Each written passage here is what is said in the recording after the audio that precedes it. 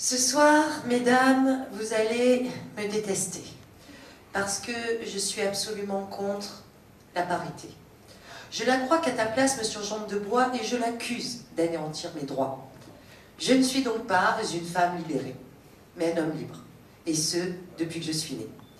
D'ailleurs, ma maman souhaitait m'appeler Georges, prétextant un hommage à Madame Sand, mais surtout pour faire perdurer sa lutte soutien-gorge et que toutes les causes féministes, je défends. Grâce à l'action acharnée de mon papa, et vous comprendrez que les hommes, je les aime à partir de là, un compromis fut trouvé qui sauva ma scolarité, mais surtout mes récrés. Ce sera Carole, mais sans le E, la féministe post-68 gardant un petit côté hargneux. Forte de cet héritage culturel et génétique, j'ai vécu une enfance sensationnelle et atypique. Je vous dirai pas que j'étais un garçon manqué, je me considère pas comme un être loupé. Mais je n'étais ni homme ni femme, juste du genre humain avec de tout petits seins. Fort heureusement, ils ont grossi, et ma foi en l'humanité aussi. Mais je ne suis pas devenue une femme libérée, seulement un homme libre, avec un H majuscule s'il vous plaît.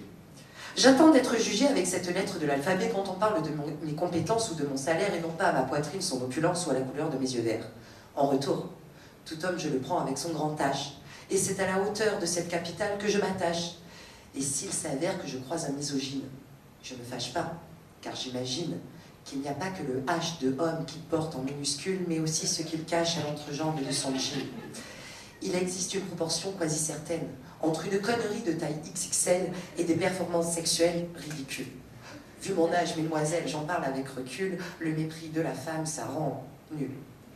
Mais j'en ai tout autant contre le petit F de certaines filles qui, à force de cumuler toutes les batailles, s'insurgeant parfois contre des broutilles, transforment le sexe masculin en épouvantail.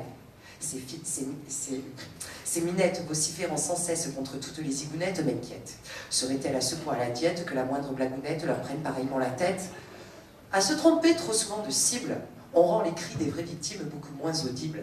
Puis je crois au combat unisexe, qui font de la défense de tout être un réflexe. Je suis comme elle, ni pute, ni soumise. Mais moi, c'est de fait, et depuis ma première chemise. Quant à chienne de garde, il m'arrive parfois d'être une chienne, c'est vrai, mais il n'y a que moi que ça regarde. Je ne deviendrai donc pas un homme libéré, une femme libérée, pardon, mais je resterai un homme libre, tant que je pourrai penser. Voilà pourquoi je ne veux pas de la parité, ni d'ailleurs de la discrimination positive. J'exige de vrais changements de mentalité et une estime de nous-mêmes décisive. Cependant, chaque fois qu'il faudra dénoncer un con, qu'il s'écrive avec un petit C ou un de taille bibendum, je serai, avec mon H en écriture bâton, votre homme.